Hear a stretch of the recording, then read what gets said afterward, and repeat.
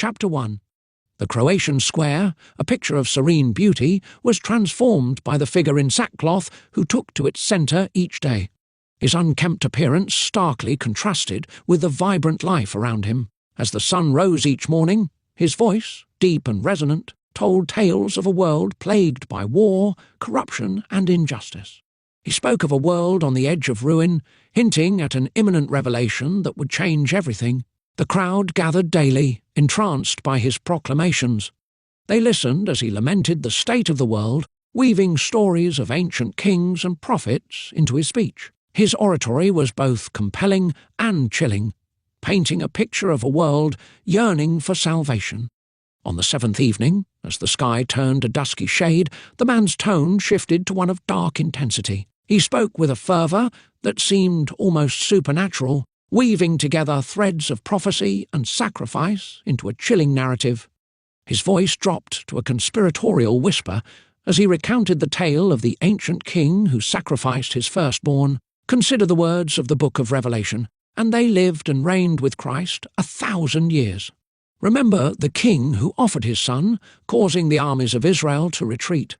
This act, horrific as it was, turned the tide of battle. Just as this king's sacrifice brought a change, so too shall the God of this world offer a sacrifice. This sacrifice will not be for peace as you understand it, but for a new order where the scourge of war and corruption is removed. As it is written, there was peace in the world, and every man gave gifts to his neighbour. He paused, allowing the words to sink in. The crowd held its breath, their eyes fixed on him. He continued, his voice taking on a cryptic quality. This God's plan is not one of mere tranquility, but of transformation. The sacrifice that will come will purge the world of its ills, creating an order where evil is extinguished. Yet, this peace will come with a cost, one as great as the king's sacrifice. For in this new era, the boundaries of existence will be redefined. The man's speech drew on powerful imagery, quoting biblical passages to reinforce his message. He invoked the sacrificial theme, creating an ominous parallel between the ancient king's actions and the divine intervention he predicted. His interpretation was obscure and unsettling, hinting at a grand design that remained shrouded in mystery. Each day, the crowd grew larger, their fascination tinged with a sense of unease. The local media flocked to cover the phenomenon, capturing the man's every word and gesture. The nuns, 27 in total, stood among the crowd, their white veils a stark contrast to the dark figure at the centre of the spectacle. On the seventh day, as the sun dipped below the horizon, the man's voice cut through the growing dusk with a dramatic declaration. He addressed the nuns directly. The nuns, their expressions a mixture of curiosity and trepidation, replied in unison, "Yes." The man's eyes gleamed with a strange intensity. "I will give you the truth that will set you free." A few of the nuns interjected, "We already know the truth. Jesus is the way, the truth, and the light." The man's response was calm, yet it carried an edge of mockery. "Indeed, but I have not spoken of him. So I will ask you again, do you seek the—" The nuns, now visibly uncertain, answered affirmatively. The man continued, his voice taking on a commanding tone. "If your yes is true, then remove your veils and trample them underfoot." A collective gasp rippled through the crowd as 9 nuns, their faces a blend of resolve and shock, removed their veils and crushed them beneath their feet. The act was both symbolic and shocking, captured vividly by the media. The crowd, numbering in the hundreds, was stunned into silence. As night fell, the square became a hub of speculation and intrigue. The media broadcasts, filled with footage of the nuns and the enigmatic speaker, ignited discussions across the city. The local reverend, summoned to offer his perspective, expressed disbelief and concern. "This is unprecedented," he told reporters. "The nuns have not returned to their monastery, and the man has vanished without a trace," he added. The square, once a stage for the man's dramatic speeches, was now empty. The sudden disappearance of both the man and the nuns left the crowd in a state of confusion and speculation. Chapter 2. On the opposite coast of Croatia, the port of Split was a bustling hub of activity. Fishermen mended their nets, boats bobbed rhythmically on the gentle waves, and the salty breeze carried snippets of conversation. Amidst this ordinary scene, A figure in sackcloth sat with 9 women, all notably out of place. Their presence stirred a mild ripple of curiosity among the locals, some of whom recognised them from recent news reports, but no one approached. The man in sackcloth appeared at ease, his demeanour calm and commanding as he spoke to the 7 women who had remained with him. The 2 others, obediently dispatched to the nearby market, left the group in a temporary state of solitude. The man's conversation was a quiet murmur, but there was an intensity in his words that seemed to seep into the surroundings. His speech was punctuated by the occasional glance at the tranquil harbour, as if drawing a connection between the stillness and the tumultuous message he conveyed. As they spoke, a sleek speedboat approached the harbour, cutting through the water with effortless grace. A young boy piloted the boat, and aboard it was a distinguished man, his attire suggesting both opulence and authority. The rich man's yacht loomed in the distance, its grandeur a stark contrast to the simple surroundings of the port. He recognised the man in sackcloth from the media coverage and was intrigued by the audacity of his message. The speedboat glided to a stop near the group, and the rich man, with a polite but curious demeanour, greeted them. His eyes lingered on the man in sackcloth with a mixture of admiration and scepticism. "Brings you to our humble port?" he inquired, his tone friendly yet probing. "I've seen you on the news. I must admit, your arrival is a rare event in Croatia." The man in sackcloth raised his gaze, meeting the rich man's eyes with an inscrutable expression. "We are here merely as travellers, seeking new paths." The rich man, clearly fascinated, extended an invitation. "You must join me on my yacht. It's not every day that something intriguing happens around here. I would be honoured if you would come and discuss your message further." The young boy from the speedboat assisted the women aboard, their garments rustling in the breeze as they stepped onto the boat. The man in sackcloth followed, leaping onto the speedboat with a fluidity that suggested both purpose and ease. As the boat sped toward the yacht, one of the nuns, her voice tinged with concern, addressed the man in sackcloth. "What of our sisters who remain behind?" The man's reply was calm, but carried an air of finality. "It is not for me to set the timing of things. The god of this world has other plans for those 2. The yacht was an impressive vessel, adorned with luxury that spoke of wealth and exclusivity. Servants greeted the group as they disembarked, ushering them into a lavish dining area where a feast awaited. The table was a spread of extravagant foods and fine wines, an opulent display that contrasted sharply with the man's austere attire. As they settled around the table, the nuns observed a man in sackcloth with a mix of curiosity and unease. They watched as he accepted a glass of wine and began to drink, noting with some surprise that he showed no signs of inebriation despite consuming copious amounts. The rich man, his curiosity piqued, leaned closer. The man in sackcloth's gaze was steady as he replied, "This is not your yacht, nor is this alcohol yours. Everything here is mine, just as these women are mine, and so is the rest." The rich man's expression shifted from curiosity to irritation. He stood abruptly, his voice rising in anger. "Who do you think you are? I have invited you, and you are my guest here. You would do well to remember that." The man in sackcloth's response was unfazed, his tone carrying a chilling. "I know who you are and what you conceal. This invitation was not a matter of chance. It was foreordained, planned before even the thought entered your mind." A hush fell over the room. The rich man's face grew pale, his bravado fading as he sank back into his seat, rendered speechless. The servants exchanged nervous glances, their unease palpable. Breaking the silence, the man in sackcloth struck the table with a decisive thud. "Bring me the captain of this yacht. We have a course to set." The captain was summoned and appeared promptly, his demeanour professional but wary. "How may I assist you?" The man in sackcloth's instruction was clear and unambiguous. The captain nodded and relayed the orders. As the yacht began to move, the mood among the nuns and the crew grew tense. The servants, accustomed to serving the wealthy, were visibly on edge, while the nuns exchanged worried glances. Chapter 3. The square where the man in sackcloth had delivered his ominous message was now quiet, but the air was still charged with the residue of his departure. The 2 nuns left behind stood at the centre of the now empty space, their habits swaying slightly in the evening breeze. Around them, the remnants of yesterday's gathering lay scattered discarded flyers, overturned chairs, and the faint echoes of the crowd's murmurs. The once vibrant scene was now a haunting emptiness. A few lingering onlookers had begun to ask questions, their voices tinged with curiosity and confusion. "Where did they go?" one woman pressed, her eyes scanning the square as though the group might reappear from the shadows. The nuns exchanged worried glances. "We don't know," one of them answered, her voice trembling with a mix of fear and uncertainty. They left suddenly, without any explanation. As the crowd continued to press for answers, the nuns found themselves grappling with their own sense of betrayal and confusion. The sudden disappearance of their companions and the man in sackcloth left them in a state of profound disorientation. They struggled internally with the realization that they had been left behind, unable to fulfill their perceived role or understand the broader implications of their mission. Across the sea, the man in sackcloth and his group arrived in Rome, the bustling cityscape providing a stark contrast to the solemnity of their mission.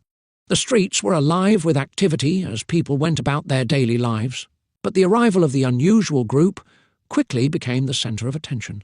Whispers spread, and soon a crowd began to gather, drawn by the enigmatic appearance of the man and his followers. The atmosphere was electric with curiosity as reporters and news agencies converged on the scene. Cameras flashed, and microphones were thrust forward, capturing every moment of the unfolding drama. The crowd's murmurs grew louder, a mix of excitement and speculation filling the air. Police soon arrived to manage the growing crowd. Officers worked diligently to establish a secure perimeter, their presence adding a layer of authority to the scene. The man in sackcloth and his companions moved through the crowd with a quiet determination, their path carefully navigated by the police to ensure their safety and control the burgeoning chaos. Amid the clamour, a police chief approached two of the nuns, his face marked by a mixture of professional curiosity and concern. "Can you tell me where you're headed?" he asked, his voice cutting through the din of the crowd. "And what's the reason for all this commotion?" The nun closest to him took a deep breath, her composure holding despite the stress of the situation.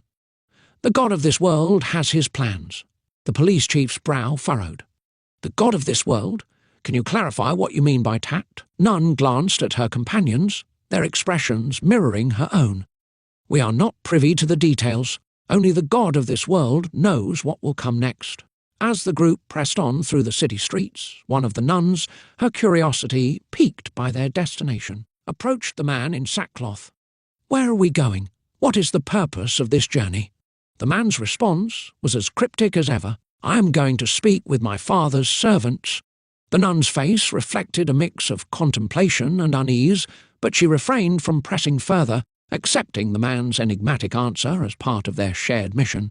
The group eventually reached Porta San Pellegrino, a historic gateway standing solemnly against the backdrop of Rome. They took their place in front of the closed gates, a symbolic threshold between the present and whatever lay beyond. The crowd, now a dense and restless mass, gathered around them, their anticipation palpable. Time seemed to stretch endlessly as they sat in silence, the waiting hours marked only by the shifting shadows and the occasional murmur from the crowd.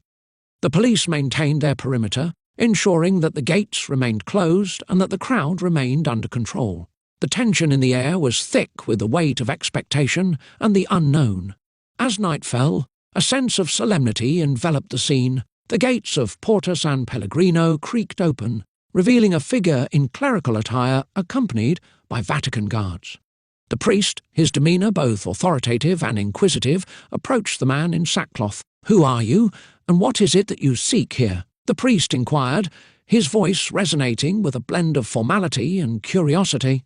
The man in sackcloth rose slowly, meeting the priest's gaze with an unwavering certainty. "I come to do the will of my Father and reveal the God of this world to the masses." The priest's expression shifted subtly, a mixture of surprise and contemplation crossing his face. The gates, having been opened to allow the man and his followers entry, now stood as a threshold between the ordinary and the extraordinary, hinting at the momentous events yet to unfold. Chapter 4. The grandeur of the Vatican was overwhelming as the man in sackcloth, flanked by his group of former nuns, was ushered through its hallowed halls. The echoes of their footsteps seemed to reverberate through centuries of ecclesiastical tradition. The cardinals, clad in their rich crimson robes, assembled in their high chamber, each one's eyes reflecting a mixture of curiosity, scepticism, and intrigue. Cardinal Giuseppe, an imposing figure with a grizzled beard and stern demeanour, was the first to address the man. "You have arrived here with claims of revealing a new divine truth. Explain to us what you mean by the God of this world. What are we to make of your assertions?" The man met his gaze steadily. "I come to unveil what has long been concealed. The God of this world is a force that has shaped and twisted humanity's understanding. I am here to cast light upon the darkness that has veiled the true nature of our existence." Cardinal Andrea, known for his more open-minded views, leaned forward. "Your declaration is bold indeed, but how can we verify the truth of your message? What makes you different from those who have come before you with similar claims?" With a voice that carried authority, the man replied, "Consider the words of the ancient prophets. They spoke of times when the heavens would reveal the divine plan. For there shall arise false Christs and false prophets, and shall show great signs and wonders, insomuch that, if it were possible, they shall deceive the very elect. Yet I am not here to deceive but to illuminate." Cardinal Marco, youthful and earnest, asked, "Why now? Why should we believe that this is the moment for such a revelation?" The man's tone was resolute. "The signs are clear, and ye shall hear of wars and rumours of wars. See that ye be not troubled, for all these things must come to pass, but the end is not yet. We are in a time of upheaval, and it is time for the truth to be revealed." The cardinals exchanged glances, absorbing the weight of his words. Cardinal Giuseppe's scepticism remained evident. "We have heard many proclaim great truths. How do we discern whether you are a true prophet or merely a pretender?" The man's response was unwavering. "By their fruits ye shall know them. Do men gather grapes of thorns or figs of thistles? My presence here is not to prove myself to you, but to offer you a chance to witness the divine." After a series of intense exchanges, the man requested an audience with the Pope. The cardinals, divided in their opinions, reluctantly agreed, acknowledging the significance of the request. In the Pope's private chamber, the atmosphere shifted to one of solemnity and anticipation. The Pope, a figure of immense authority, sat behind his ornate desk, his gaze fixed on the man who now stood before him. "Your Holiness," the man began with a commanding presence, "I have come not only to proclaim but to reveal. The divine truth is at hand, and I seek your understanding and your aid." The Pope regarded him with a mixture of wariness and intrigue. "Your claims are extraordinary and unprecedented. What makes you believe that you hold the key to such a revelation?" The man leaned in, his voice filled with conviction. "The divine plan is unfolding as foretold. Behold, the day of the Lord cometh, cruel both with wrath and fierce anger, to lay the land desolate, and he shall destroy the sinners thereof out of it. My role is to guide and to prepare. I shall perform a sign," the man declared, "a miracle that will affirm my message. Verily I say unto you, if ye have faith as a grain of mustard seed, ye shall say unto this mountain, Remove hence to yonder place, and it shall remove, and nothing shall be impossible unto you." The Pope, though initially hesitant, was drawn to the prospect of such a dramatic demonstration. "You seek to perform a miracle. What makes you so certain that this will convince the people?" The man's gaze was unwavering. "The people need to see the divine power made manifest. And these signs shall follow them that believe. In my name shall they cast out devils, they shall speak with new tongues. The miracle will be a testament to the truth I bear." The Pope, struggling to reconcile the man's claims with established doctrine, found himself increasingly intrigued. "If I were to grant you this opportunity, how would it serve the Church and its mission?" The man responded with a tone of strategic insight. "It will demonstrate the power and authority of the divine plan. It will bring clarity and truth to those who have been misled. For the earth shall be filled with the knowledge of the glory of the Lord as the waters cover the sea." The Pope considered the man's request with a mix of curiosity and calculation. "You wish to sit in my chair and perform this miracle. What is your ultimate?" "I seek to reveal the truth," the man replied. By sitting in your chair, I will perform the miracle and show that the divine plan is at work. Let your light so shine before men that they may see your good works and glorify your Father which is in heaven." The Pope's expression was one of thoughtful contemplation. The prospect of a miracle, combined with the man's bold assertions, presented an opportunity to both challenge and potentially harness the man's influence. "Very well," the Pope said, his voice carrying a note of reluctant agreement. "May sit in my chair, but remember, this is a gesture of faith and a trial of your—" The man approached the Pope's chair with deliberate steps, each movement a statement of authority. As he seated himself, the Pope stood before him, a silent witness to the unfolding drama. The man's presence in the chair was a powerful symbol of his claim to divine authority. The room was filled with a charged silence as the man prepared for the demonstration. The Pope's decision to allow this act reflected his complex motivations, an interplay of faith, ambition, and the potential to influence the Church's standing. The stage was set for the man to prove his message and for the Pope to navigate the implications of this unprecedented encounter. Chapter 5. The man in sackcloth made his way to the edge of the Vatican Square, his presence commanding attention. He turned to the Vatican guards and the police officers who had been keeping the crowd at bay. With an authoritative gesture, he declared, "Let all the people who have gathered around the Vatican be allowed inside. They must witness the event that is about to unfold." Reluctantly, the guards and officers stepped aside, allowing the masses to flood into the square. The excitement was palpable as the crowd surged forward, eager to see what the man had promised. The 7 remaining nuns, under the man's direction, proceeded to the centre of the square. They carried buckets of red paint and began to draw a large circle on the ground. Inside the circle, they inscribed specific verses from the Book of Revelation, as commanded by the man. As the crowd gathered around the circle, the man addressed the Pope, who stood nearby, his expression a mixture of apprehension and curiosity. "It is required of you to stand by my side on the balcony," the man said. "The people must see the power of breath coming from my Father's mouth." The Pope, still struggling to grasp the full meaning of the man's words, nodded in agreement.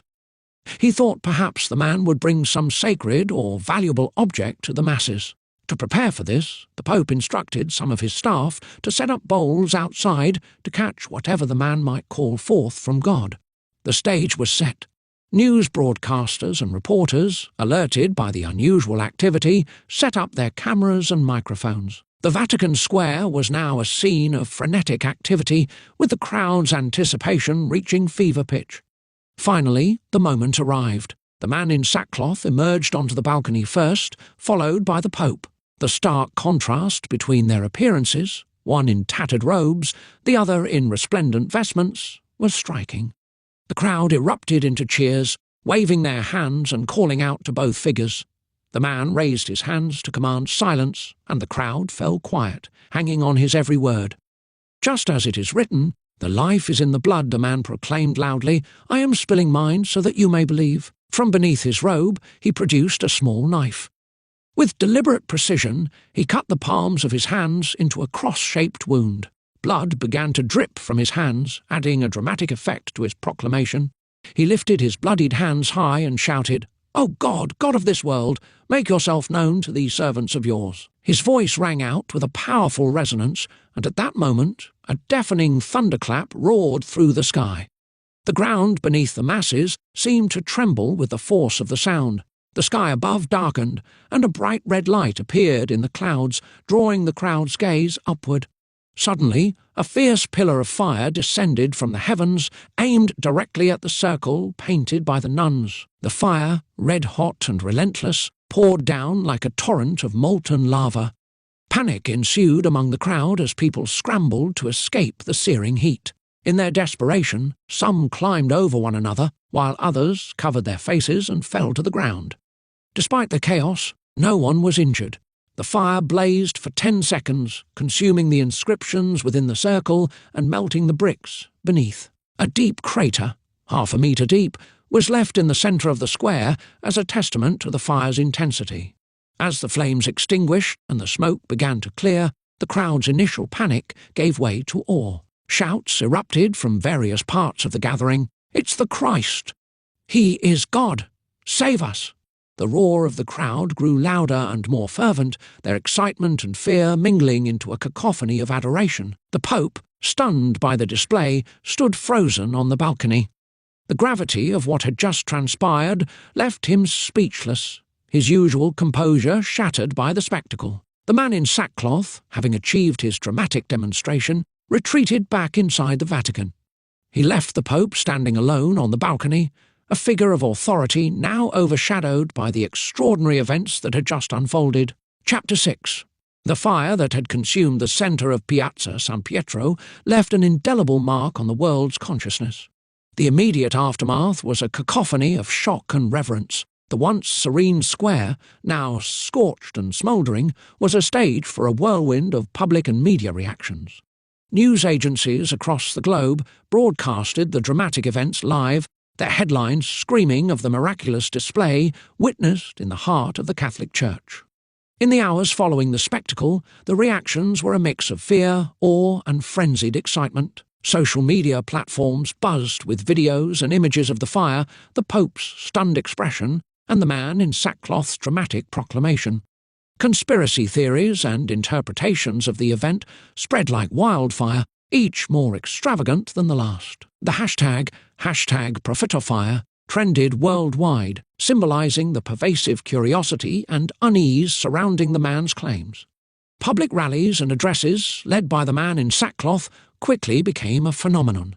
His oratory, infused with biblical references and apocalyptic rhetoric, resonated deeply with those disillusioned by modern society and the institutional church. His charismatic presence and the dramatic display at the Vatican had provided him with a platform of undeniable power. "Brothers and sisters," he declared in a rally in Florence, "the fire you witnessed was but a spark of the truth. It is written, 'For our God is a consuming fire,' and so it is that I am the harbinger of a new era. The divine has spoken through the flame."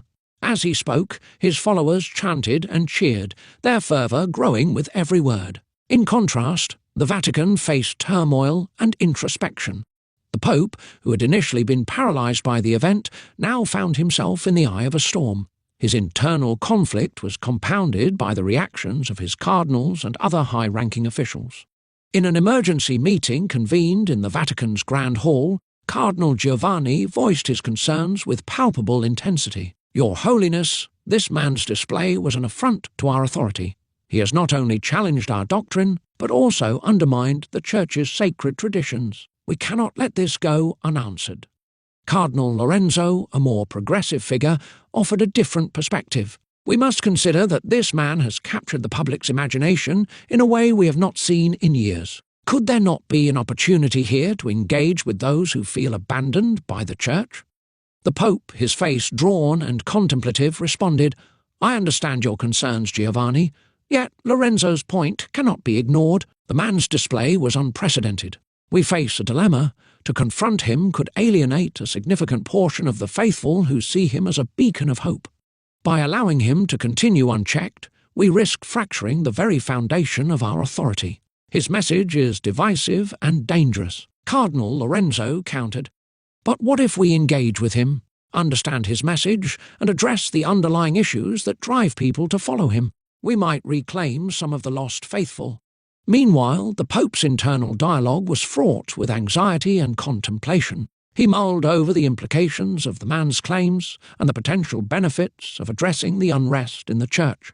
The fire was a spectacle, he thought, but its impact on the people is undeniable. If this man truly has a message that resonates with the masses, perhaps there is a way to harness this energy rather than oppose it outright. In private, the Pope's thoughts turned to his own position. Am I to be a mere observer in this drama, or can I turn this crisis into an opportunity for renewal? The man in sackcloth has shown power, but does he possess the truth? If I engage with him, I must tread carefully. The stability of the Church and its teachings are at stake. As the Pope wrestled with these considerations, the man in sackcloth continued to consolidate his influence. His rallies drew ever larger crowds, his words amplified by a media frenzy that depicted him as a figure of divine authority. The spectacle of the fire at the Vatican had cemented his status as a prophet, and he used this momentum to further his agenda. Back at the Vatican, the struggle was not just with the external challenge, but also with internal dissension. The Church's leadership faced a critical juncture, balancing the need to assert its authority while recognizing the shifting tides of faith and public sentiment.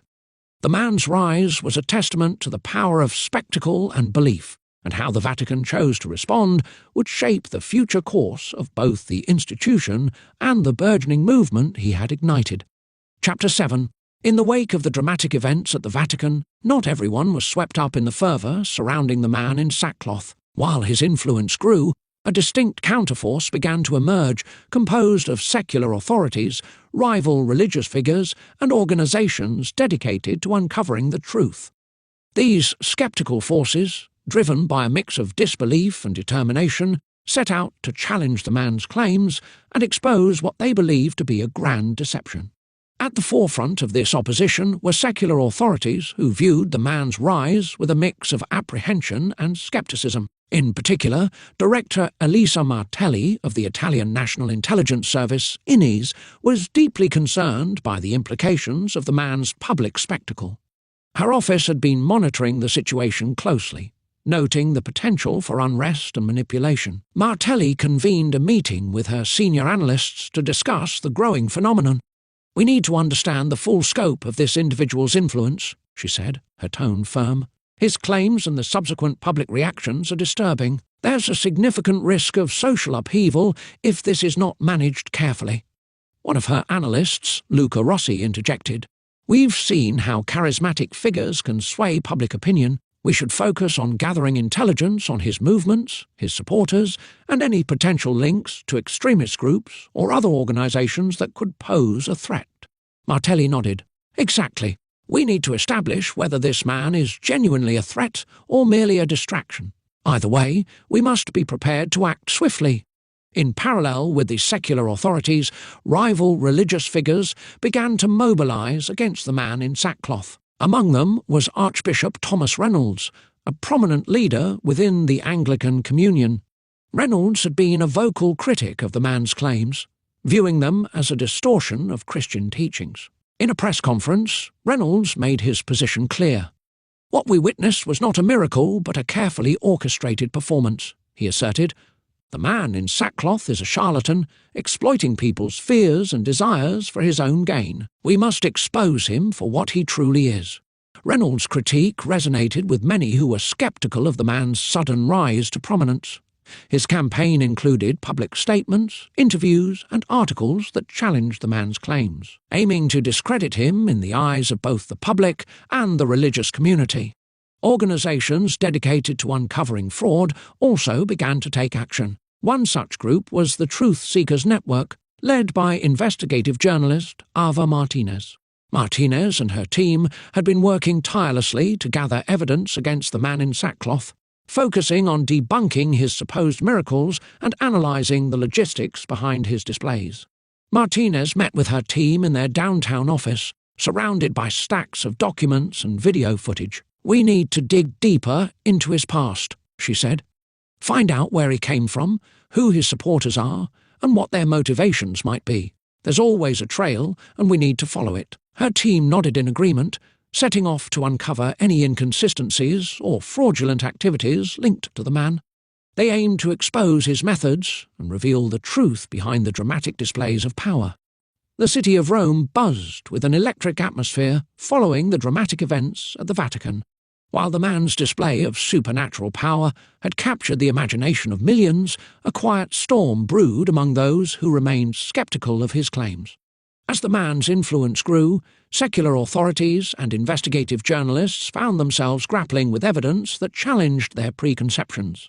Director Elisa Martelli sat in her office, surrounded by reports and intelligence briefings, her brow furrowed as she reviewed the latest findings. The initial reports had painted a picture of a charismatic fraud, but recent developments had introduced elements that defied easy explanation. "We must re-evaluate our stance. If this man's influence is more than mere theatrics, our strategy needs to adapt," Martelli said during a meeting with her senior analysts. Ava Martinez, meanwhile, was deep in her investigation, surrounded by stacks of documents and video footage in the Truth Seekers network office. Her team had been working tirelessly. The evidence she had uncovered, a detailed account from a former follower, suggested that there was more to the man's claims than previously thought. "This interview is a game-changer," Martinez said to her team, her voice tinged with excitement and apprehension. "The man's supporters are not just deluded, they genuinely believe in his message. We need to dig deeper into the nature of these supposed miracles." Her team members nodded in agreement, their resolve strengthening. They knew that their mission had just become significantly more complex. As Martelli and Martinez continued their investigations, they each had unexpected encounters with the man's followers. Martelli's team observed the fervour and dedication of the man's supporters, who spoke with a conviction that was difficult to dismiss. In a meeting with a group of followers, Martelli found herself taken aback by their unshakable faith. "Why do you believe so strongly in this man?" she asked. One follower, an elderly woman named Maria, responded with tears in her eyes. "He has shown us something that we have not seen in years. He brings hope and a sense of purpose. Even if it seems impossible, his words have changed our lives." Martelli's skepticism wavered, and she began to question the validity of her previous assumptions. Eva Martinez's investigation led her to interviews with both supporters and skeptics. During these sessions, she found herself increasingly sympathetic to the complexities of the situation. She noted the genuine distress of those who had been drawn to the man's message and began to recognize the need for a balanced perspective. "I've always prided myself on uncovering the truth," Martinez admitted during a strategy meeting with her team. "But the more we dig, the more it becomes clear that there's something more here than we initially thought. We need to present a comprehensive view, not just expose a fraud." Her team agreed, and they started working on a documentary that would explore both the man's claims and the reactions from various perspectives. Martelli and Martinez, now more open to the complexities of the situation, sought dialogue with the Vatican. They hoped to offer their insights and discuss their findings with Pope Benedict XVI. In a meeting with the Pope and key Vatican officials, Martelli presented her revised stance. "Our investigations have revealed that the situation is far more intricate than we first believed. We seek to understand the full impact and implications of the man's claims, and we hope to collaborate on ensuring stability." The Pope listened intently, his expression a mixture of concern and contemplation. "Your insights are valuable. We must proceed with caution and discern the true nature of these claims. Our primary concern remains the well-being of the faithful and the integrity of the Church." Martinez, too, spoke with Vatican officials about her documentary project, emphasizing the need for transparency and thorough examination. The Vatican officials agreed to cooperate, recognizing the importance of presenting a well-rounded view of the unfolding events. As the weeks progressed, the man in sackcloth's influence continued to expand. However, the deeper investigations by Martelli and Martinez began to have noticeable effects. The once clear-cut opposition now faced internal divisions and growing complexities. Martelli's office began to focus on integrating the new intelligence with their previous strategies. The initial belief that the man's influence was a fleeting spectacle was now being challenged by evidence of genuine, albeit enigmatic, power. Her earlier directive to establish whether this man is genuinely a threat or merely a distraction had evolved into a more nuanced approach. In a strategy meeting with her top advisors, Martelli outlined the new focus. "We must approach this with an understanding of both the potential threat and the potential for genuine impact. We have evidence of significant public upheaval and manipulation, but also of deep-seated belief. Our role is to manage the risk while acknowledging the reality of the situation." One advisor, Alessandro Verdi, proposed a more proactive stance. "Perhaps we should work on a counter-narrative that addresses the fears and uncertainties without outright confrontation. Engaging with the public in a way that presents our findings as part of an ongoing investigation might be effective." Martelli agreed. "A balanced approach could help stabilize the situation and maintain public trust. We'll draft a plan for a public information campaign that acknowledges the complexities of the situation." Meanwhile, Eva Martinez's documentary project gained traction. She and her team conducted extensive interviews with followers, critics, and experts. The goal was to present a comprehensive view of the man's impact, blending skepticism with an open-minded examination of the phenomena. Martinez worked closely with her editor, Javier Castillo, reviewing hours of footage. "We need to show that this isn't just about exposing a fraud," Martinez said. "It's about understanding the broader implications and the genuine experiences of those involved." Castillo nodded in agreement. "We should highlight the testimonials from both supporters and skeptics. This will provide a balanced perspective and offer viewers a chance to form their own opinions." The documentary began to take shape, capturing the tension between faith and skepticism. It included interviews with followers who spoke passionately about their experiences, alongside critical voices from religious and secular perspectives. Pope Benedict XVI, grappling with the man's increasing influence and the Vatican's internal strife, found himself in a state of internal conflict. The man's dramatic displays had drawn both admiration and criticism, leaving the Pope with difficult decisions regarding how to address the situation. In a private reflection, the Pope pondered the implications of the man's claims. He held a conversation with Cardinal Giovanni Moretti, a trusted advisor. "This man's impact on the public is undeniable," the Pope said, "yet his claims and actions challenge the very foundation of our teachings." Cardinal Moretti responded, "Your Holiness, we must consider both the spiritual and practical implications.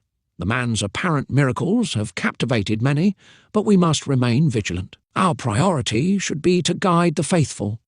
The Pope's gaze was contemplative. "I fear that our response may be interpreted as weakness or fear. We need to balance caution with leadership. Perhaps an official Vatican statement that acknowledges the complexity of the situation while reaffirming our core beliefs would be prudent. A measured approach might help maintain our authority while addressing the public's concerns. It's essential to show that we are engaged with the situation without appearing to be reacting out of fear." The tension within the religious community continued to mount. Archbishop Thomas Reynolds, who had been vocal in his criticism, intensified his campaign against the man in sackcloth. His speeches and writings portrayed the man as a false prophet, exploiting the faithful for personal gain. In a public address, Reynolds denounced the man's actions. "The so-called miracles are nothing more than illusions," he asserted. "We must not be swayed by spectacle. True faith requires discernment and a commitment to genuine teachings." Reynolds' rhetoric resonated with a portion of the religious community, creating a faction of resistance against the man's claims. However, this also fueled further divisions, with some within the Church sympathizing with Reynolds' stance and others feeling conflicted by the man's apparent power. Despite the growing skepticism, the man in sackcloth continued to attract a following. His ability to perform dramatic displays of power had cemented his status as a controversial figure with a substantial base of support. In a rally held in a public square, the man addressed a crowd of thousands. "You have witnessed the power of my Father's breath," he declared. "The signs you have seen are but a glimpse of what is to come. Stand firm in your faith and prepare for the coming revelation." The rally was a testament to the man's growing influence. His supporters, energized by his words, chanted slogans of devotion and belief, further solidifying his place in the public consciousness. Chapter 8. Director Elisa Martelli found herself at a crossroads. The complexity of the situation demanded a shift in strategy. She called for an urgent briefing with her senior team, which now included a new addition, Dr. Elena Rossi, a sociologist with expertise in religious movements. "We've moved beyond the simple categorization of this man as a mere fraud," Martelli said, addressing her team. "Dr. Rossi, what insights can you provide about the social dynamics at play here?" Dr. Rossi leaned forward, her expression thoughtful. "The man's influence taps into deep-seated psychological needs, hope, validation, and a sense of belonging. His dramatic displays resonate with people who feel disconnected from traditional institutions. This is not just a case of deception, it's a profound socio-cultural phenomenon." Martelli nodded, absorbing this perspective. "We need to integrate this understanding into our approach. Rather than simply monitoring, we should engage with the social fabric he's impacting." Ava Martinez's investigation led her to unexpected insights. While conducting interviews for her documentary, She uncovered a series of personal stories that revealed the man's impact on individuals' lives in ways she hadn't anticipated. In a quiet meeting room, Martinez reviewed footage with her team. "We've collected powerful testimonials," she said, her voice reflecting a mix of excitement and trepidation. "These stories challenge our initial assumptions. They show that people aren't just believing in spectacle, they're finding meaning and transformation." Her editor, Javier Castillo, raised an eyebrow.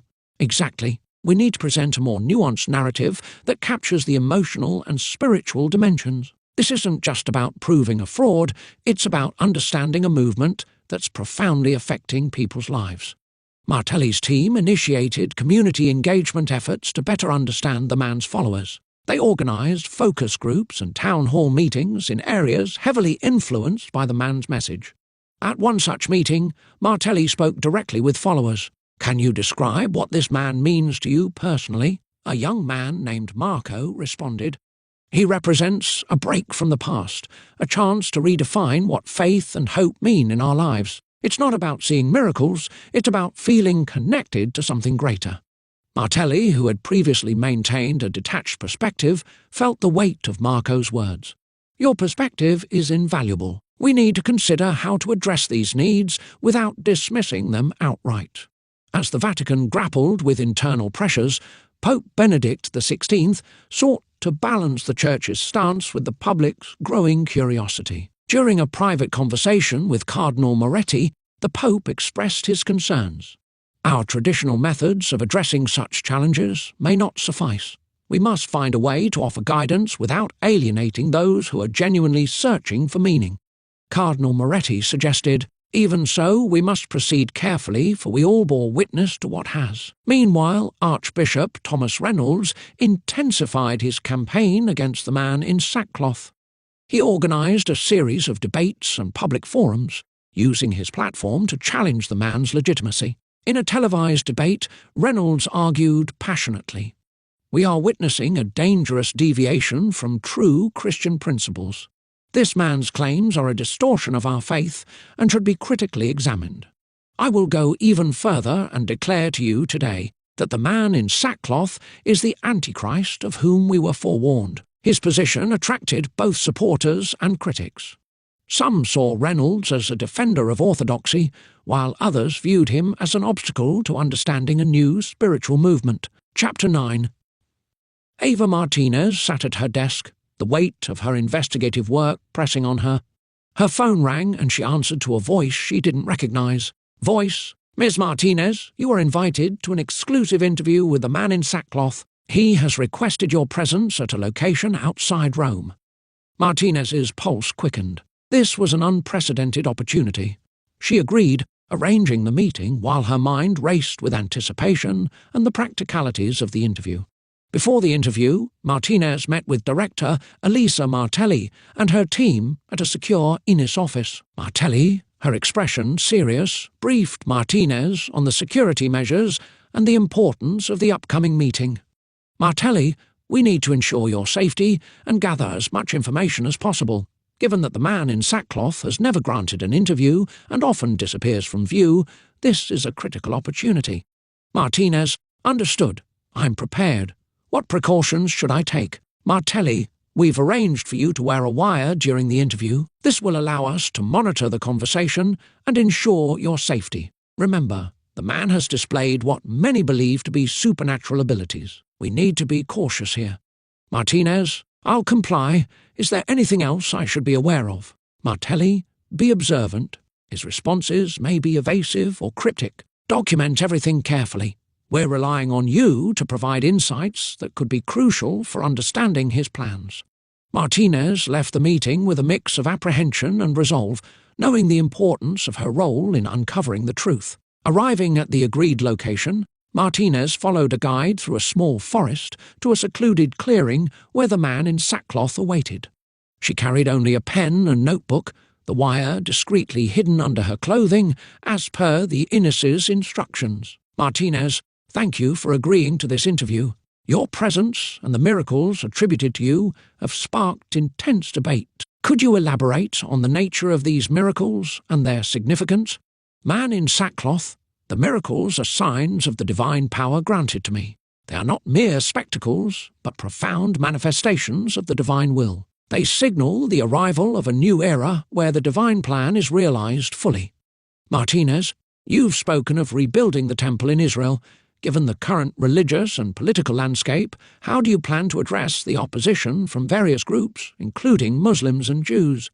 Man in sackcloth, the divine plan is not constrained by human opposition. The temple's rebuilding is a fulfillment of prophecy. For Muslims, who see their faith as a continuation of the Abrahamic tradition, and for Jews, who await a messianic era, the fulfillment of divine promises will reveal the truth of this vision. The resistance will be overcome as divine will prevails.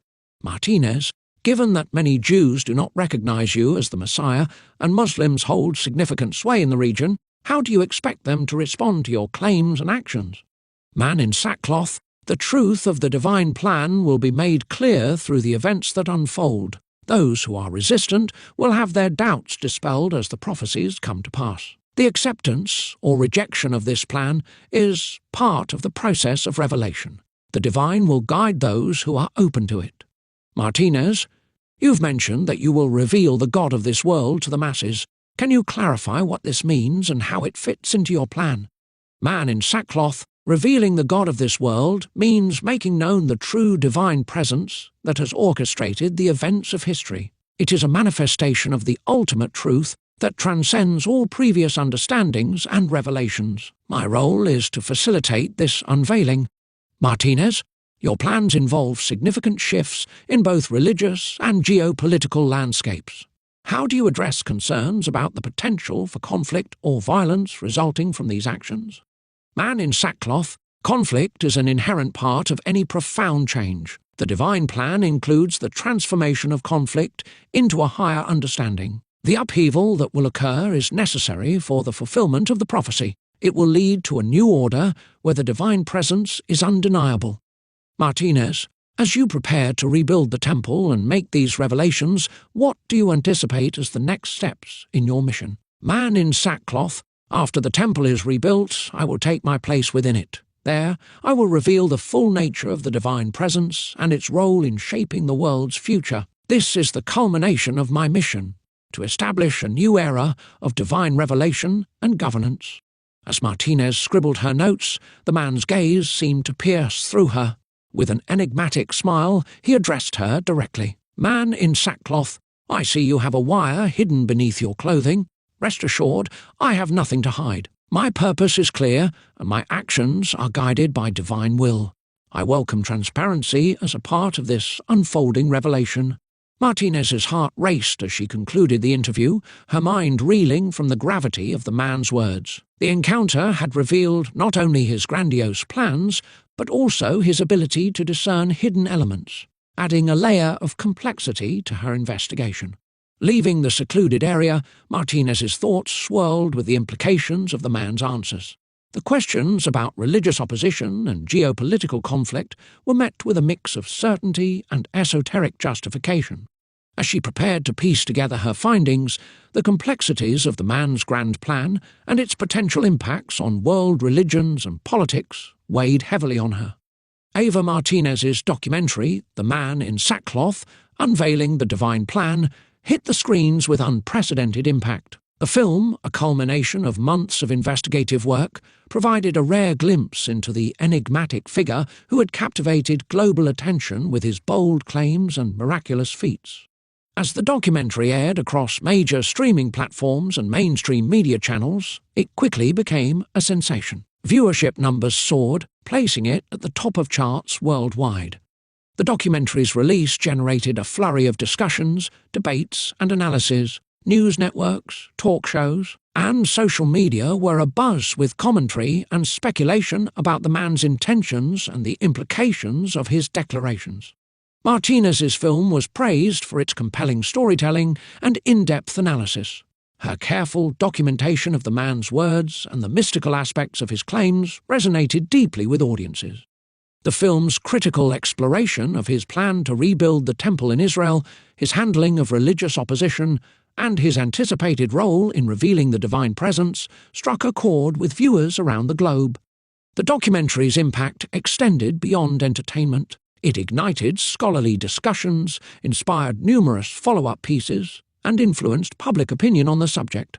Religious leaders, political analysts, and historians weighed in, adding layers of perspective to the ongoing narrative. The man in sackcloth's actions and statements were scrutinized and debated in academic circles and media forums alike. Martinez's achievement was met with acclaim in the journalism community.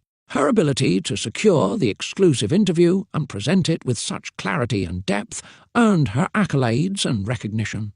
The documentary solidified her reputation as a leading investigative journalist capable of unravelling even the most complex and elusive stories. As the documentary continued to influence discussions around the world, Martinez reflected on the profound implications of her work. The Man in Sackcloth's mysterious mission, now broadcast into millions of homes, had set the stage for a new chapter in global discourse, leaving an indelible mark on both media and public consciousness. The release of Eva Martinez's documentary reverberated across the globe, leaving the Italian National Intelligence Service, INIS, grappling with the fallout. The documentary's immense success revealed cracks in their oversight and control, intensifying their frustration. In a dimly lit conference room, director Elisa Martelli convened with her senior team. The atmosphere was tense, the air thick with the weight of unspoken concerns. Martelli paced back and forth, her face etched with frustration. We clearly underestimated Martinez's influence and the global reach of her documentary. The way she presented the man in sackcloth's claims has catapulted him into the spotlight. We were meticulous in our surveillance, but evidently we missed critical elements of his narrative. Senior analysts shifted uneasily in his seat. The documentary hasn't just fascinated audiences, it has heightened public intrigue and could potentially amplify the risks associated with the man's plans. We need to re-evaluate our strategy and address the narrative gaps that Martinez has exploited. Martelli nodded, her expression grim. Indeed, our immediate priority is to manage the repercussions of this documentary and anticipate the shifts it may provoke in religious and geopolitical landscapes. We must be proactive in containing any emerging threats and deepening our intelligence on his next moves. We'll need to bolster our surveillance and possibly engage with international partners. Martinez's film has ignited a global dialogue, and we must be prepared for any consequential developments. The INIS's frustration was palpable, their frustration evident in every furrowed brow and grimaced expression. The documentary had not only become a media sensation, but had also exposed the limits of their intelligence operations. Faced with the ramifications of the film, they were compelled to reassess their approach, aiming to better navigate the complex and evolving challenges posed by the man in sackcloth's grand design. Chapter 11. The man in sackcloth arrived in Israel under the veil of night, his presence both anticipated and feared. His arrival was shrouded in secrecy, but the air was thick with tension as his message reverberated through the region. The 7 ex-nuns awaited him in a discreet location on the outskirts of Jerusalem. They had been travelling and speaking of his visions and prophecies, garnering a mix of hope and skepticism. Their faces lit up with reverence and relief as the man approached, each word exchanged between them charged with a profound sense of destiny. They formed a solemn circle around him, ready to witness the fulfillment of his promises. In Jerusalem, the atmosphere was a cauldron of anticipation and trepidation. The man's claim to rebuild the temple stirred up a maelstrom of emotions and political tensions. Among the Jewish community, the prospect of a rebuilt temple was both thrilling and daunting. For some, it signalled the fulfillment of ancient prophecies, while others questioned the legitimacy and implications of such a claim. Rabbi Eliezer Cohen spoke to a gathering of concerned Jewish leaders. The rebuilding of the temple is a vision we have long awaited, yet we must scrutinize the motives and identity of this man. Our traditions and prophecies are sacred, and any claim to fulfill them demands rigorous examination. Conversely, among the Muslim population, the idea of rebuilding the temple was met with apprehension. The Al-Aqsa Mosque, situated on the Temple Mount, was a site of immense religious significance. The potential reconstruction of a Jewish temple on this site threatened to inflame existing tensions and ignite widespread unrest. Imam Ibrahim al-Masri addressed his congregation with a tone of caution. We must stand vigilant against any actions that might provoke conflict. The sanctity of Al-Aqsa and the peace of our community are paramount. We cannot allow external provocations to destabilize our harmony. Recognizing the gravity of the situation, the United States established a special department to address the growing crisis. This department, a covert unit known as the Interfaith Peace and Security Division, IPSD, was tasked with monitoring the situation in Israel and liaising with international partners, including the INIS. Agent Richard Hayes, a senior officer with the IPSD, met with INIS Director Elisa Martelli to discuss coordinated efforts. The meeting took place in a secure conference room, the tension palpable as they reviewed intelligence reports and strategized their approach.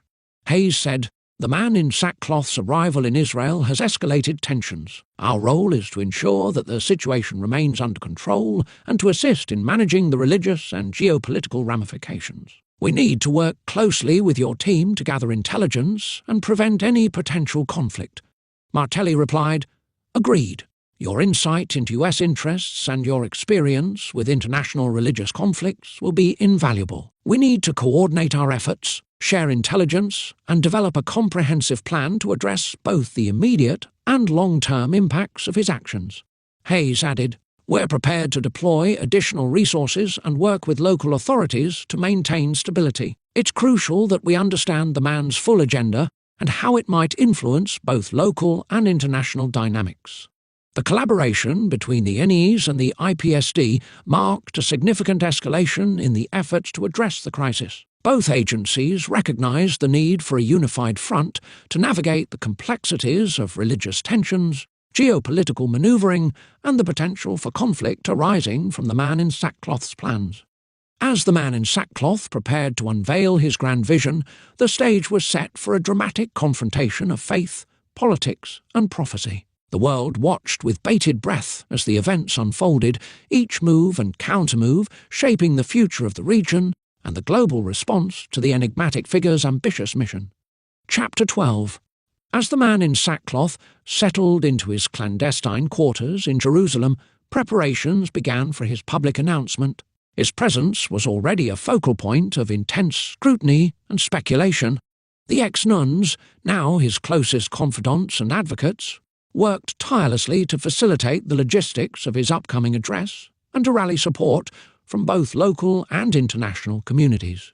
The day of the announcement dawned, casting a stark contrast between the serene, ancient city and the turbulent undercurrents of anticipation. The man in sackcloth appeared before a gathering of followers and journalists at a makeshift podium near the Western Wall. His words were laden with promises and declarations that would further inflame the already volatile situation. Addressing the assembly, he spoke with a voice that resonated with fervor and, "The time has come for the fulfillment of the ancient prophecies. The temple shall be rebuilt, and with it, a new era of divine revelation will begin. This is not merely a vision, but a divine mandate that will reshape the very fabric of our world." Among the Jewish onlookers, reactions were mixed. Some saw his declaration as a momentous occasion, a sign of the long-awaited fulfillment of their faith's prophecies.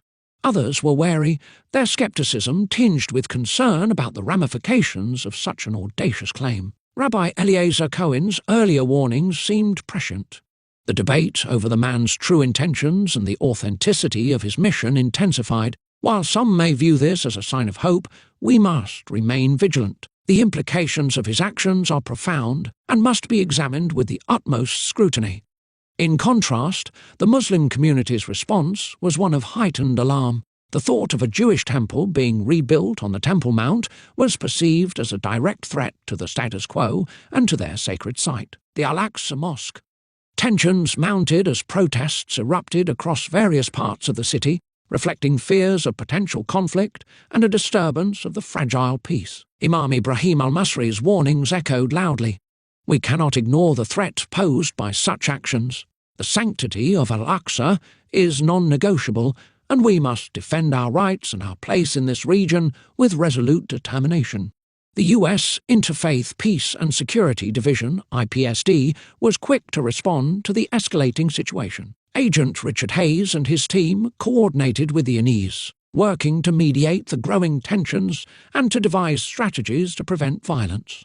Their efforts were focused on gathering intelligence, facilitating communication between conflicting parties, and ensuring that any potential flashpoints were addressed swiftly. Hayes and Martelli held frequent briefings, analysing developments and adjusting their approach as needed. The cooperation between their agencies was crucial in managing the complex interplay of religious fervour and political manoeuvring that defined the current crisis. As the man in sackcloth continued to make public appearances, his declarations and activities remained under intense scrutiny. His vision of rebuilding the temple and revealing divine presence drew both ardent supporters and fierce critics. Each speech and public statement further polarised opinions and heightened the sense of impending change. The international community watched with bated breath. The global response to the unfolding drama varied from cautious optimism to profound concern. News outlets across the world reported on the situation, adding to the mounting pressure on the involved parties to navigate the delicate balance between prophecy, politics, and peace. The scene in Jerusalem was set for a pivotal clash of ideologies and interests.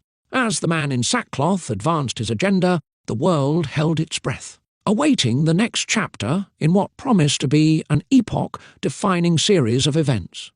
Chapter 13. The man in sackcloth ascended the steps of the ancient platform in Jerusalem, the city whose stones had long borne witness to prophecy and promise. The crowd gathered below was a sea of anticipation and tension, eyes fixed upon the figure who claimed to embody divine will. He raised his voice, imbued with a resonance that commanded attention. "People of Jerusalem, sons and daughters of Abraham, hear the word that I bring, for it is a message that transcends time and expectation. In this pivotal moment, the heavens have declared their intent, and I am the harbinger of a new divine order. The Scriptures have long foretold a time of upheaval, a period of great tribulation followed by unparalleled glory. It is written, 'And many people shall come and say, Come ye, and let us go up to the mountain of the Lord, to the house of the God of Jacob, and he will teach us of his ways, and we will walk in his paths.' Today that prophecy is not merely a vision, but a living reality. The mountain of the Lord shall rise once more, and I am the vessel chosen to usher in this epoch.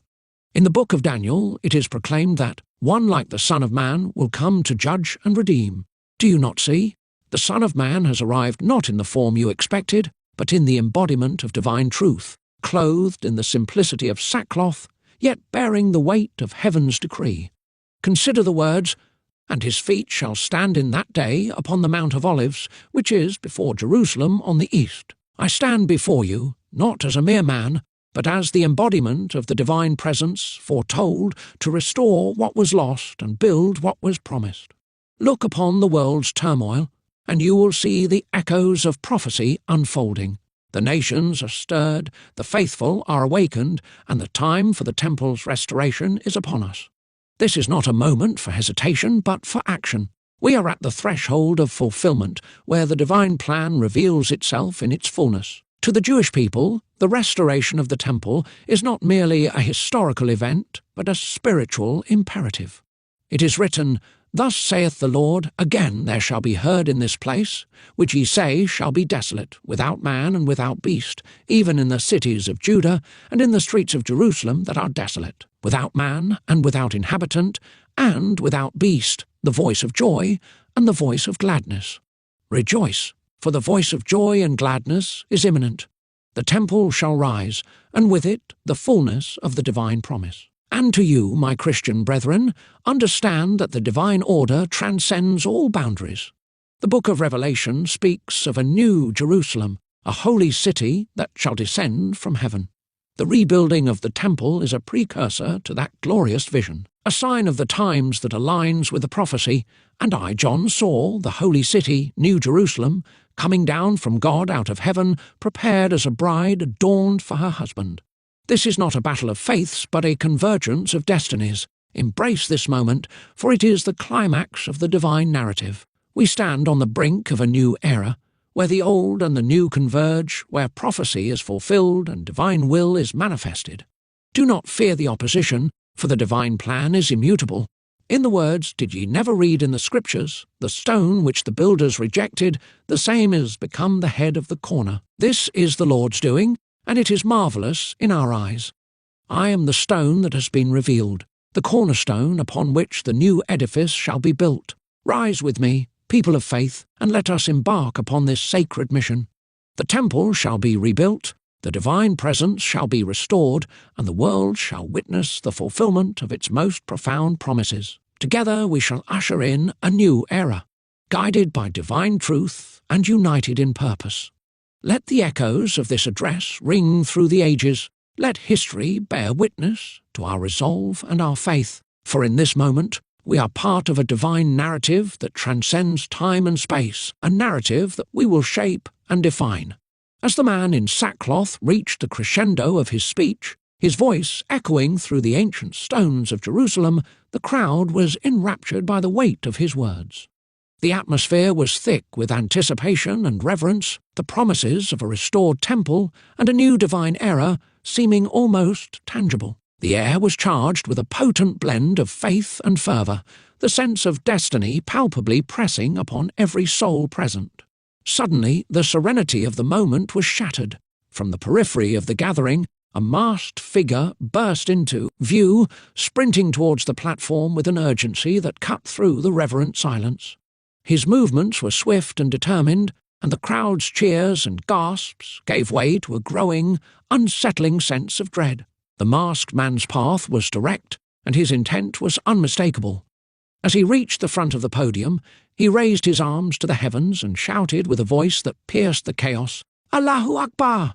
The words reverberated with a terrifying finality, and in the next instant there was a blinding flash of light and a deafening roar.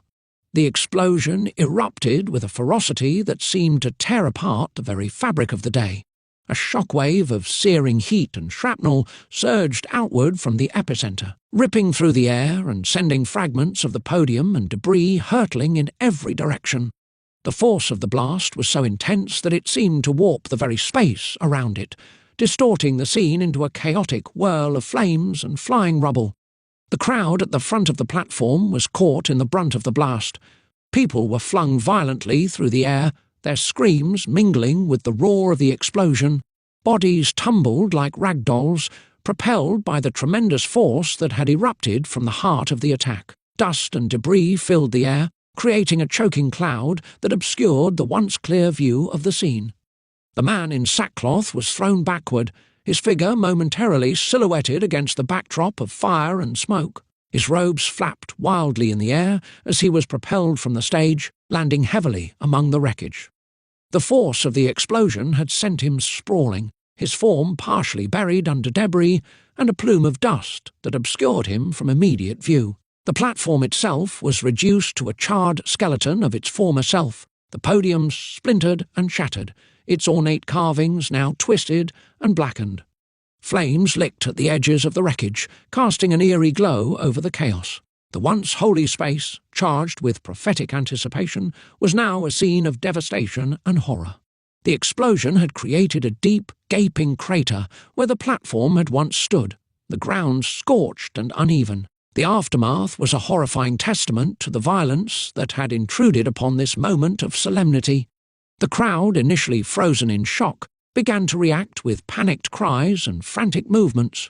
The injured were scattered and dazed, while the rest scrambled for safety, their faces etched with terror and disbelief. Emergency responders surged onto the scene, their efforts directed towards rescuing the trapped and treating the wounded. As the dust began to settle and the smoke thinned, the full extent of the destruction became evident. The man in sackcloth, his once imposing figure, now diminished and obscured, lay amid the debris, surrounded by the remnants of the platform and the chaos of the aftermath. The grandeur of his message had been violently interrupted, and the echoes of his last words were now lost amid the cries and confusion of the crowd. In that harrowing moment, the divine promises and political tensions had collided with an explosive reality, leaving the world to grapple with the consequences of a sudden and violent intrusion into an era that had seemed so poised for transformation. Chapter 14. In the aftermath of the explosion, as the dust began to settle over the smouldering ruins of the platform, the man in sackcloth was swiftly extracted from the wreckage. Emergency responders, against the clock, carefully manoeuvred through the debris to reach him. His condition was dire. His body, battered and scorched, bore the marks of the devastating blast. The man was transported to a nearby hospital under heavy security. The journey through the chaotic streets of Jerusalem was fraught with tension. The convoy of ambulances and security vehicles creating a protective barrier around the man whose survival had already become the focal point of global attention.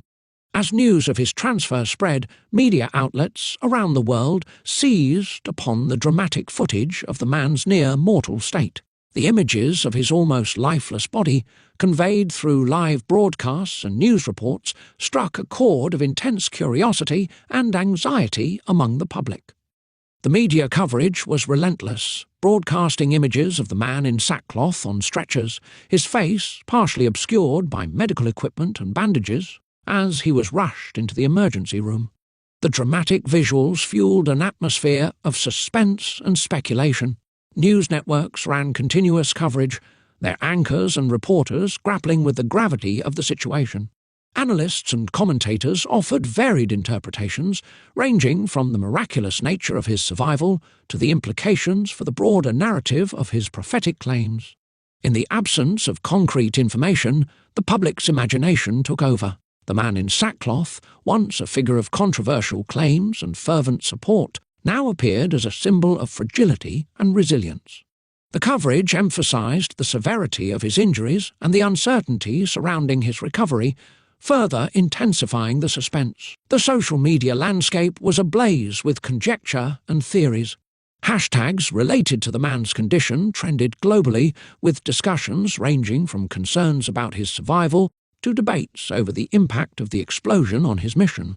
The question of whether his near-death experience would alter the trajectory of his plans dominated conversations. Within the confines of the hospital, the situation was no less tense. Medical teams worked tirelessly to stabilize the man in sackcloth, their efforts a race against time to address the extent of his injuries. His condition remained critical, and his recovery was uncertain, adding to the mounting drama surrounding his survival.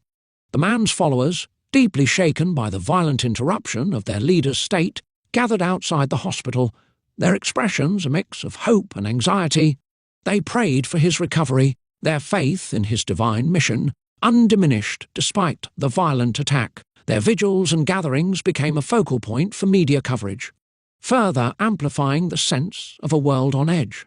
As the hours turned into days, the news cycle continued to revolve around the man in sackcloth. The hospital's corridors were filled with reporters seeking updates, while the public remained on tenterhooks, awaiting news of his condition and the implications for his mission.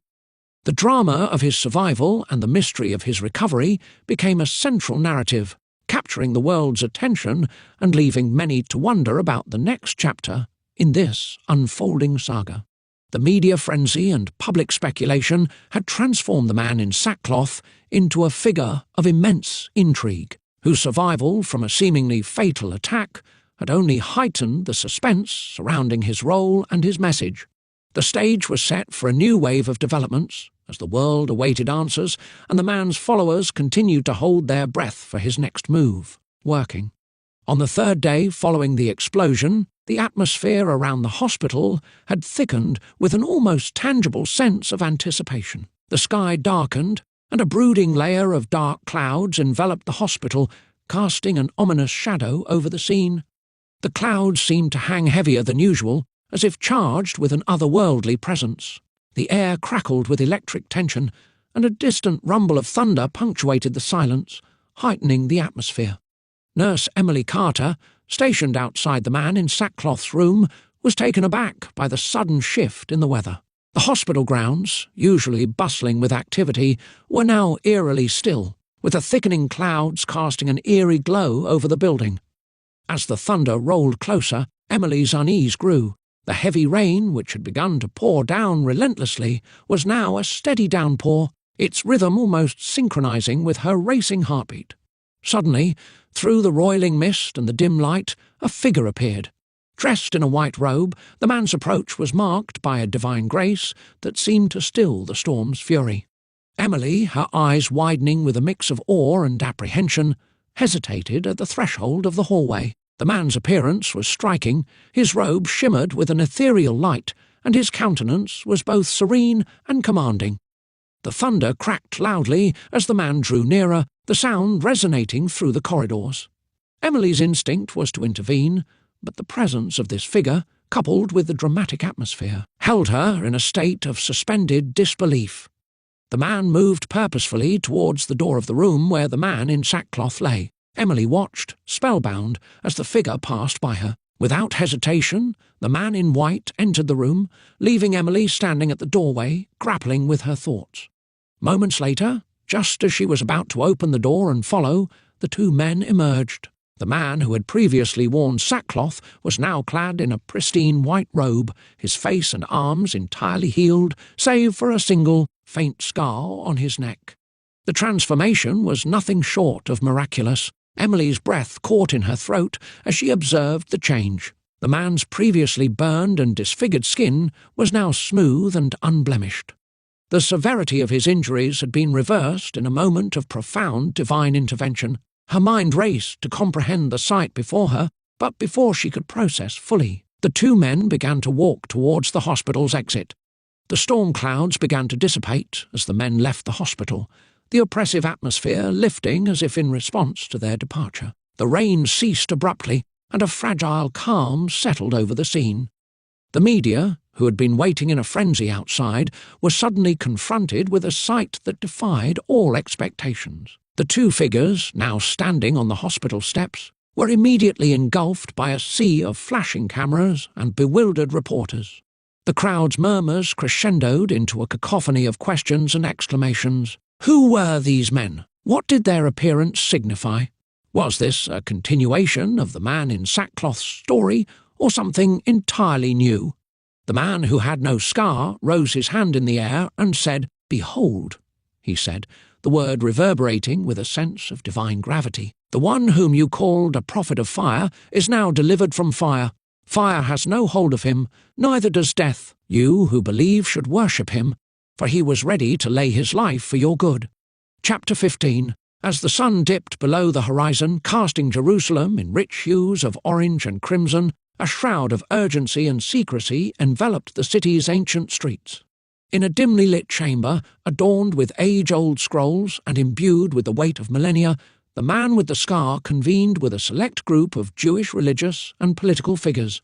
The room buzzed with a mixture of anticipation and trepidation, as these leaders gathered to deliberate the next steps in a story that had become increasingly momentous.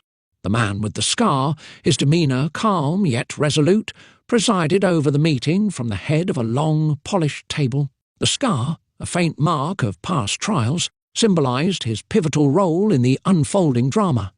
His silence spoke volumes as he used pen and paper to communicate his thoughts, passing written notes to the attendees. A speaker, chosen to convey the man's words, began to read aloud. "Stand on the brink of a new era." The speaker's voice resonated with authority. "The events of the past days have revealed a divine truth that cannot be ignored. The man who was once clothed in sackcloth has been transformed, not merely healed, but glorified. This transformation is a sign, a divine decree, and we must recognize it as such." A venerable rabbi, his face etched with wisdom and age, leaned forward. "What you propose is profound. However, it requires a foundation rooted in our sacred texts. How does this transformation align with our understanding of the divine plan and the prophecies?"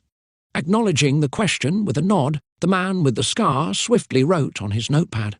He passed the note to the rabbi, who read it aloud. "Consider the words of the prophet Isaiah. For unto us a child is born, unto us a son is given, and the government shall be upon his shoulder. And his name shall be called Wonderful, Counselor, the Mighty God, the Everlasting Father, the Prince of Peace." This prophecy speaks of a messianic figure who embodies divine intervention and transformation. The rabbi pondered the reference, his brow furrowing. "And how does this apply to the current situation?" The man with the scar wrote another note, passing it to the rabbi, who read once more, "The healing of the man in sackcloth fulfills the ancient prophecy of redemption. In the book of Zechariah it is written, 'In that day shall there be a fountain opened to the house of David and to the inhabitants of Jerusalem for sin and for uncleanness.'" This fountain symbolizes divine cleansing and renewal. The transformation of the man from sackcloth to glory represents this cleansing, this divine intervention. A contemplative silence fell over the room as the leaders absorbed the significance of the words. The man with the scar shifted to a tone of urgency, scribbling another message and passing it on. "We are tasked with a mission that transcends mere politics or religious doctrine. We are called to acknowledge this sign and act upon it. The man who was once known in sackcloth is now a vessel of divine will. His new form is a testament to the divine promise and a call to action." Agreement and resolve settled among the leaders as the meeting drew to a close. Plans were set in motion to prepare both the public and political spheres for this new reality. Meanwhile, the man without the scar, now emerging as a central figure in the unfolding drama, ascended to the public stage. The city square thrummed with energy as the crowd gathered in eager anticipation of his address. Adorned in a robe of dazzling white, his presence commanded immediate reverence. The stage was set for a speech that would shape the future. Taking the microphone, the man's voice carried with an authority that transcended ordinary human presence. "People of Jerusalem and all who have gathered here, behold the fulfillment of the divine promise. The man whom you once saw in sackcloth, the harbinger of a new divine order, has been transformed. His mortal wounds have been healed, and his divine mission has been made manifest." The crowd gasped and murmured as the weight of his words settled over them. The man continued, interweaving Old and New Testament prophecies to reinforce his message. "Consider the prophecy of Ezekiel, and the glory of the Lord came into the house by the way of the gate whose prospect is toward the east." The transformation of the man in sackcloth marks the arrival of this divine glory, signalling a new dawn for Jerusalem. His healing is not merely a miracle, but a sign of divine favor. We are witnesses to the fulfillment of prophecy and the embodiment of divine truth. He paused, allowing the significance of his words to permeate the crowd. "In the book of Revelation it is written, 'And I saw a new heaven and a new earth. For the first heaven and the first earth were passed away, and there was no more sea.'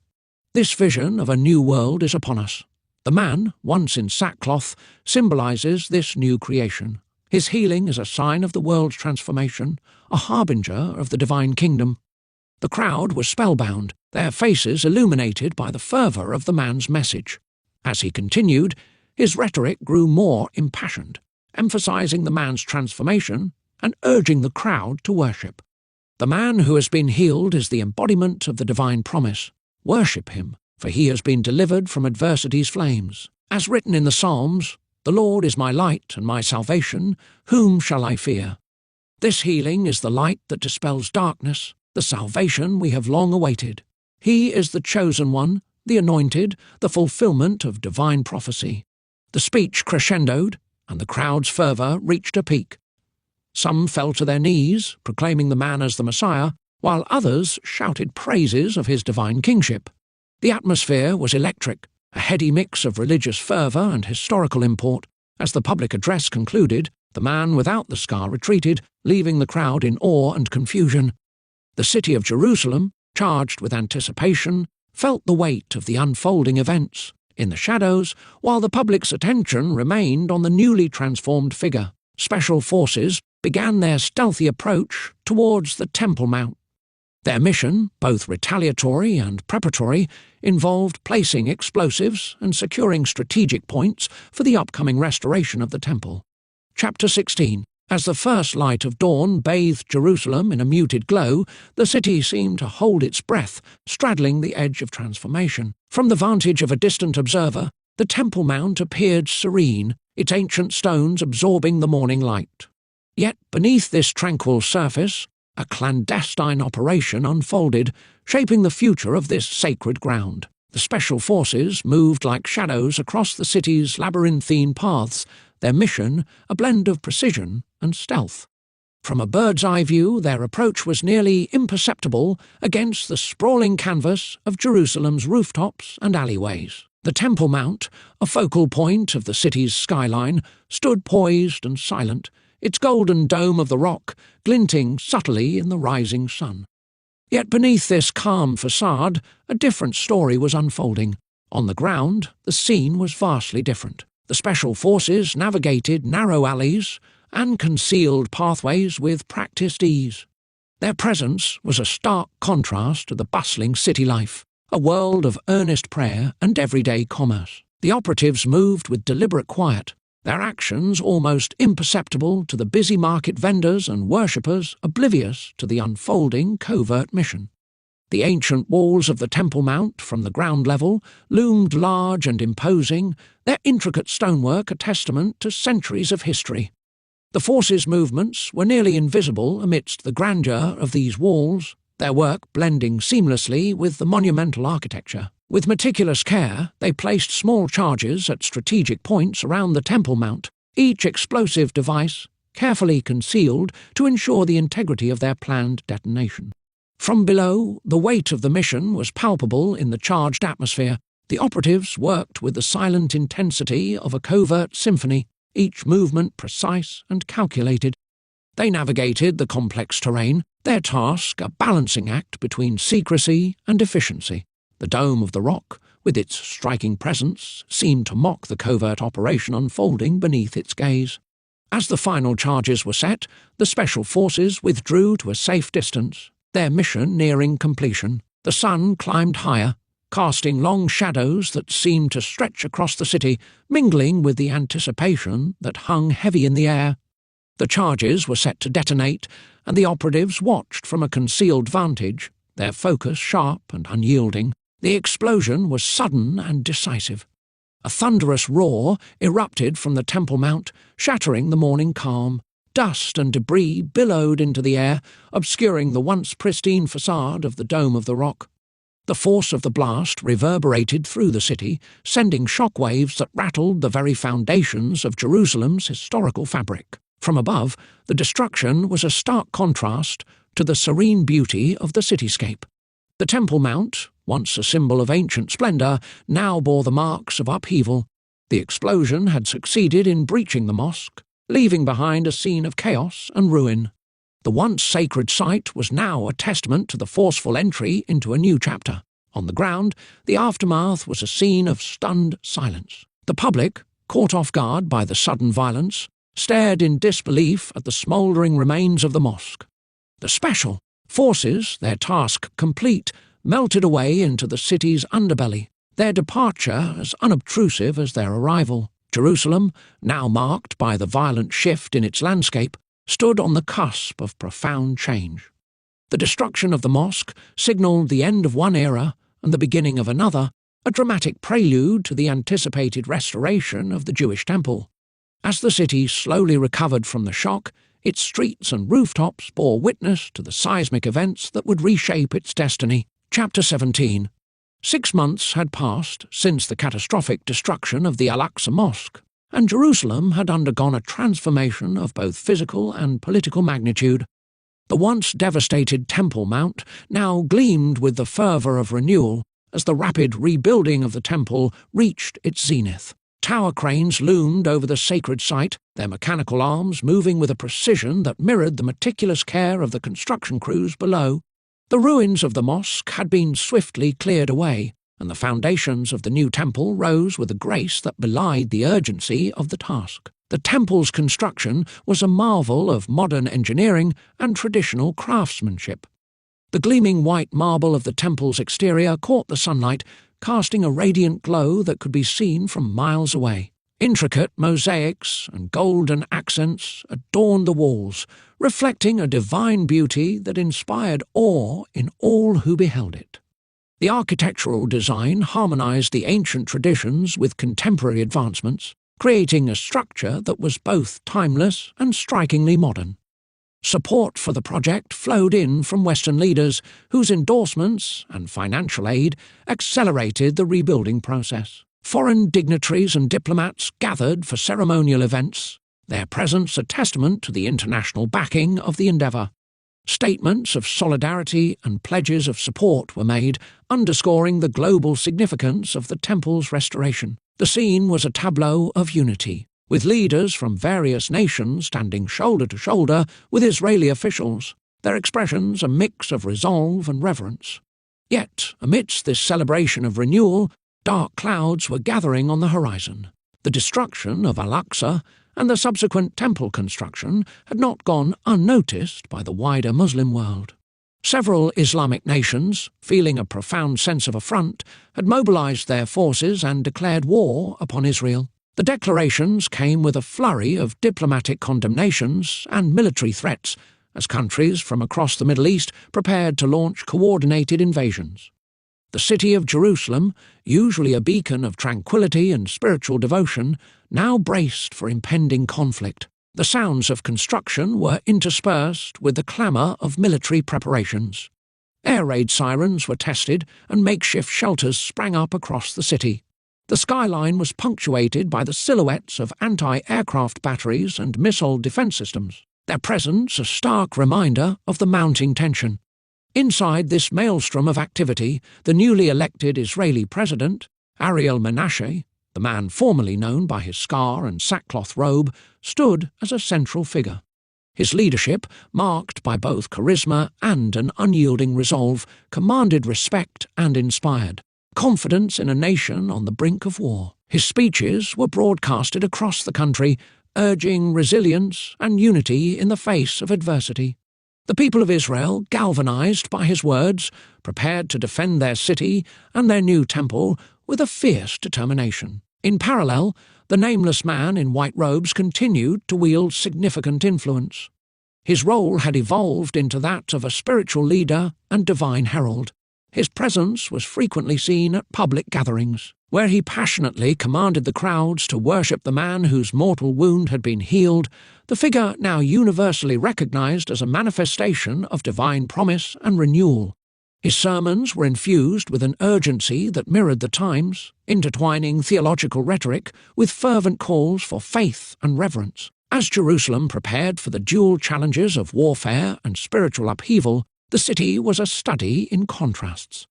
The gleaming beauty of the reborn temple stood in stark opposition to the encroaching threats of conflict. The streets, once vibrant with celebration, were now a blend of hope and apprehension. The monumental effort of rebuilding was juxtaposed with the sobering reality of impending invasions. Jerusalem, thus poised between its sacred rebirth and the spectre of war, was a city on the edge of history. The grandeur of the temple, rising against the backdrop of international support and divine reverence, was a symbol of resilience and transformation. Yet the preparations for conflict underscored the gravity of the situation, casting a shadow over the hopeful narrative of renewal. Chapter 18. As the morning sun bathed Jerusalem in its golden light, the city was alive with a fervour that eclipsed the excitement of past celebrations. A young Jewish boy, his face smeared with the dust of the streets, sprinted through the winding alleys with a singular focus. His small, quick feet pounded the pavement, propelling him towards his home. As he stumbled and fell, scraping his knee, he barely paused to register the pain. Determination drove him onward, his cries of excitement echoing off the stone walls. He burst through the door of his modest house, the wood slamming against the frame with a jarring thud. "Mother!" he called out, his voice a high-pitched blend of urgency and jubilation. His mother, startled by the commotion, looked up with alarm. Before she could react, he seized her hand, pulling her out into the vibrant chaos that now dominated the streets. The scene outside was one of unprecedented celebration. The crowd surged towards the Temple Mount, a tapestry of anticipation and awe. People from all corners of the world, their garb and accents marking their diverse origins, streamed towards the newly completed temple. Foreign dignitaries, kings and presidents had descended upon Jerusalem, their presence adding a weight of historical significance to the day. The Temple Mount itself was an architectural marvel. Gleaming white marble, intricately carved and adorned with gold, reflected the morning sun, casting a divine glow over the scene. Flags from nations both near and far fluttered in the breeze, and the air was thick with the sounds of joyous music and jubilant cheers. The temple's grandiosity was matched only by the scale of the celebration, as crowds gathered in awe of the sacred site. In the midst of this grandeur stood Ariel Menashe, resplendent in ceremonial robes. His imposing figure commanded the stage, and the sea of faces turned towards him, their eyes alight with expectation. As he stepped up to the podium, a hush fell over the multitude. Menashe's voice, imbued with a deep resonance, filled the space with its powerful cadence. "People of Jerusalem, esteemed guests from across the globe," Menashe began, his words imbued with gravitas. "Today marks a momentous occasion. The completion of this temple is not merely a restoration of our sacred traditions, but the dawning of a new era. It is a manifestation of our enduring faith and the divine favour that has guided us through countless trials." His speech echoed through the crowd, reverberating with the gravity of the occasion.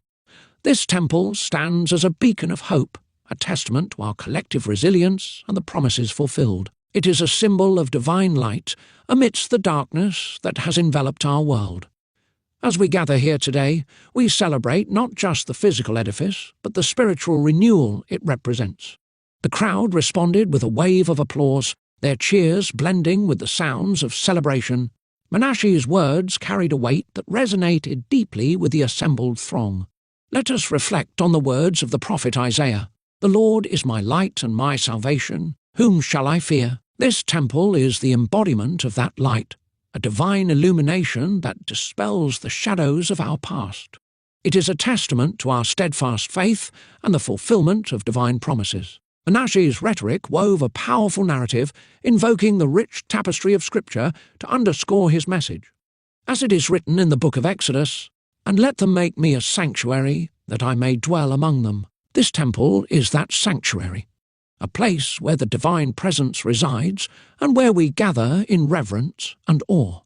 His voice took on a more personal tone as he continued, "Consider the words of the prophet Micah, but in the last days it shall come to pass, that the mountain of the house of the Lord shall be established in the top of the mountains, and it shall be exalted above the hills." This temple, standing proudly on this sacred mount, is the fulfillment of this prophecy. It is a sign of our exaltation and divine favour. As Menashe spoke, his rhetoric began to take a more assertive turn. In the book of Daniel it is written, "And the stone that smote the image became a great mountain and filled the whole earth." This temple, rising from the ashes of the past, is that great mountain, a symbol of our enduring strength and divine destiny. "The stone of this temple shall fill the earth with the light of divine truth." His words flowed with a blend of reverence and self-affirmation. As we witness the fulfillment of these ancient prophecies, let us remember the promise made in the book of Zechariah, "And it shall come to pass, that every one that is left of all the nations which came against Jerusalem shall even go up from year to year to worship the King, the Lord of hosts." Today, as we celebrate this new era, we recognize that divine favour has been bestowed upon us, embodied in the form of our leadership and the sacred space we now inhabit. Menashe's speech reached a crescendo as he concluded with a declaration of his own role in this divine narrative. "I stand before you not merely as a leader, but as a vessel of divine will. As the Lord has guided us, so too have I been chosen to lead this new chapter in our sacred history. The divine light that shines upon this temple is a reflection of the divine grace that has been bestowed upon us." With his final words hanging in the air, Menashe ascended the grand staircase leading to the inner sanctum of the temple. The crowd watched in reverent silence as he entered the Holy of Holies, the most sacred space within the temple's walls. The atmosphere was charged with a mixture of awe and solemnity as Menashe took his place.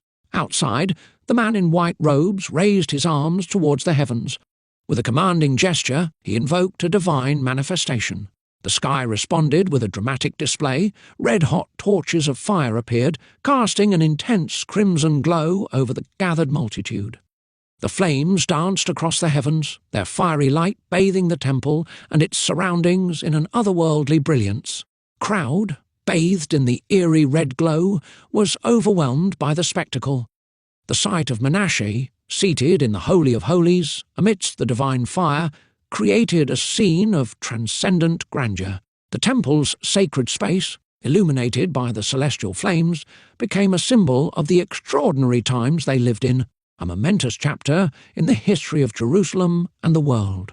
As the heavens blazed with divine fire and the temple stood resplendent, the scene was set for a new epoch. Jerusalem, poised at the dawn of this unprecedented era, bore witness to a convergence of ancient prophecy and contemporary fulfillment, a testament to the powerful and transformative times that lay ahead.